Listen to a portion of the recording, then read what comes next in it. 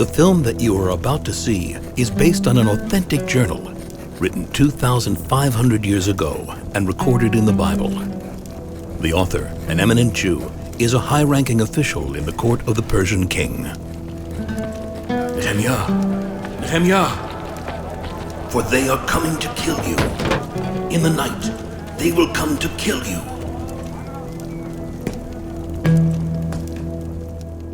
It all began in 538 BCE, when Cyrus issued a proclamation that caused great elation among the Jews. In an imperial order circulated throughout the Persian Empire, Cyrus allowed the Jews who had been exiled to Babylonia with the destruction of the first temple to return to the land of Israel.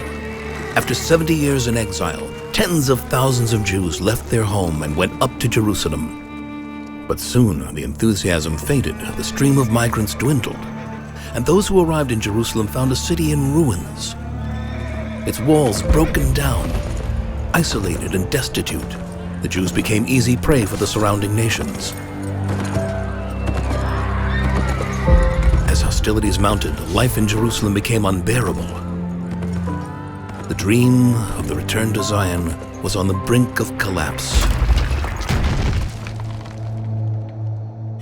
On the other side of the world, far from the suffering of their brethren, the Jews prospered and produced dignitaries such as Nehemiah, the son of Hakaliah, a high-ranking official in the Persian court.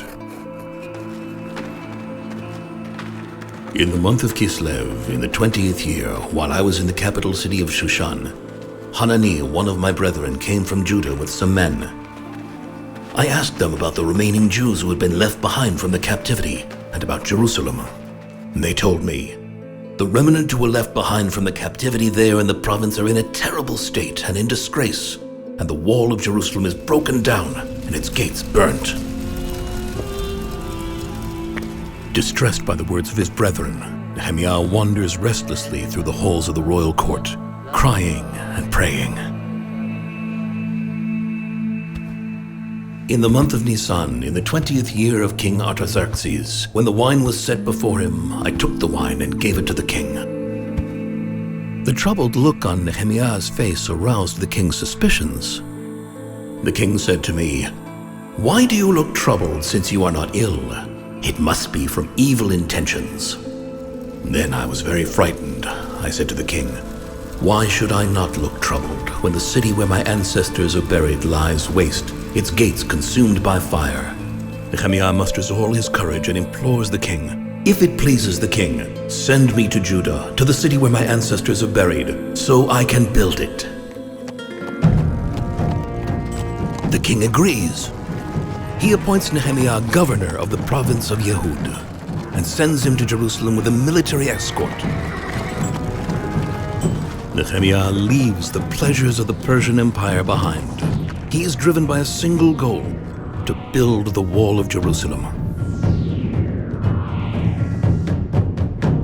But Nehemiah's appointment as governor of Yehud infuriates the leaders of the neighboring nations. They are vehemently opposed to the rebuilding of the wall.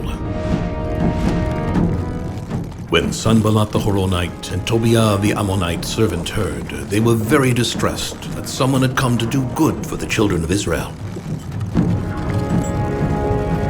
They refused to let Jerusalem once again be the center of life of the Jewish people. Therefore, when Nehemiah arrives in Jerusalem, he slips out secretly to check on the state of the wall. So I came to Jerusalem and was there for 3 days. And I arose at night, I and a few men with me, and I told no one what my God had inspired me to do for Jerusalem. And I had no animal with me other than the animal I was riding. What Nehemiah saw was depressing. The entire area around the wall was full of fallen stones and ruins. He was barely able to pass through. I inspected the broken walls of Jerusalem and its gates that had been consumed by fire. There was no room for the animal under me to pass. I went through the valley gate and returned.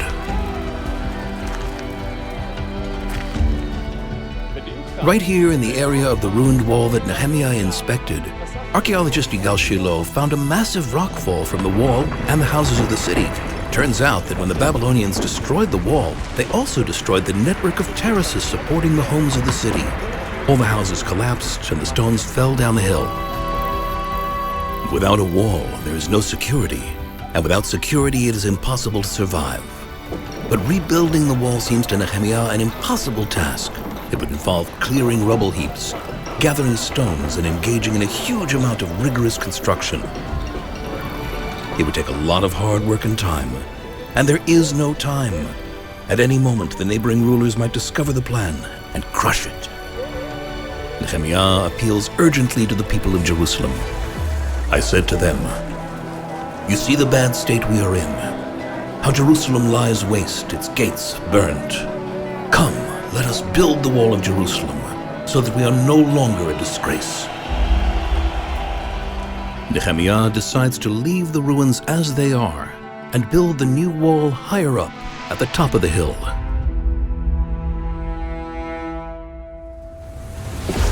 The entire plan now depends on the inhabitants of Jerusalem.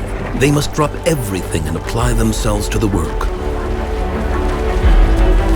The first to volunteer are the high priest and his men. Then Eliashib the high priest arose with his brethren the priests, and they built the sheep gate. They sanctified it and put up its doors.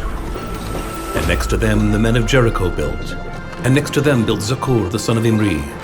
The sons of Hasnaah built the fish gate. They laid its beams and set up its doors, its bolts, and its bars. And next to them, Merimot the son of Uriah, the son of Hakotz, fortified.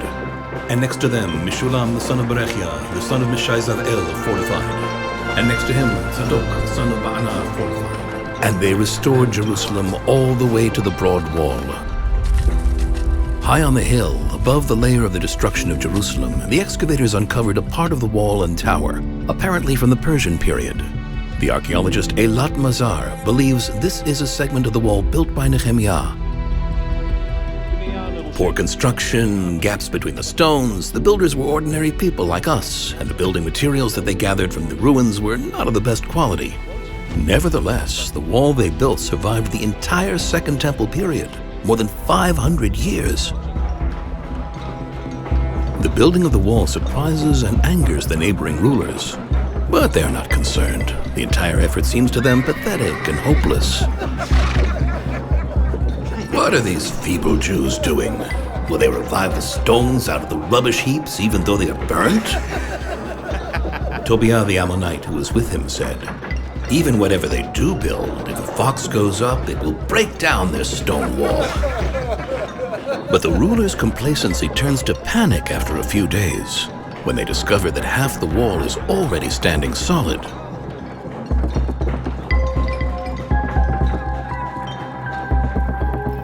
Shocked by the pace of the work, Sanballat and his friends hatch a plan to send armed men to infiltrate the builders and attack them while they're working.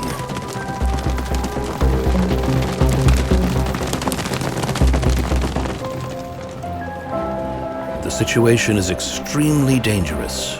Nehemiah again appeals to the inhabitants, this time to protect their homes and their city. Do not fear them. Remember the Lord who is great and awesome, and fight for your brethren, your sons and your daughters, your wives and your homes. Entire families are mobilized, men, women, and anyone who can bear arms. I arranged the people by family with their swords, their spears, and their bows.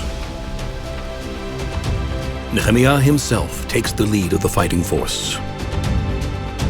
The shofar blower was next to me. Whenever you hear the sound of the shofar, gather there to us. Amidst all the tumult, the work on the wall continues. The builders function simultaneously as construction workers and soldiers. With one hand he does the work, and with the other he holds his weapon. The intimidation and threats are of no use. The wall quickly nears completion despite the opposition of the enemies of Judah. The enemies of Judah realize that having failed to stop the builders of the wall, they will have to attack the driving force behind the entire venture. Kill Nehemiah. The assassins reach Jerusalem in the dark of night. Nehemiah's advisors urge him to flee, to save his life. For they are coming to kill you. In the night, they will come to kill you. They are coming to kill you. In the night they will come to kill you. Fleeing would play into the hands of the enemies of Judah. Without a leader, the entire project would collapse. The wall would not be built, and Jerusalem would remain defenseless. And I said, am I the kind of man that flees? Am I the kind of man that flees? On the 25th of Elul that year, the wall of Jerusalem was completed. It was inaugurated with great festivity and thanksgiving offerings to God. 41 teams had taken part in the work, which was completed in just 52 days.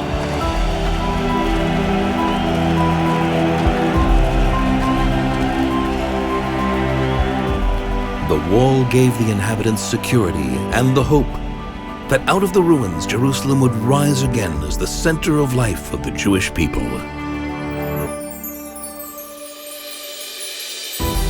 For the next 12 years, Nehemiah continued rebuilding Jerusalem and securing its status as a Jewish city. His work was an inspiration to the Zionist movement and the rebuilders of Israel in the modern age. His journal, the Book of Nehemiah, is one of the books of the Bible.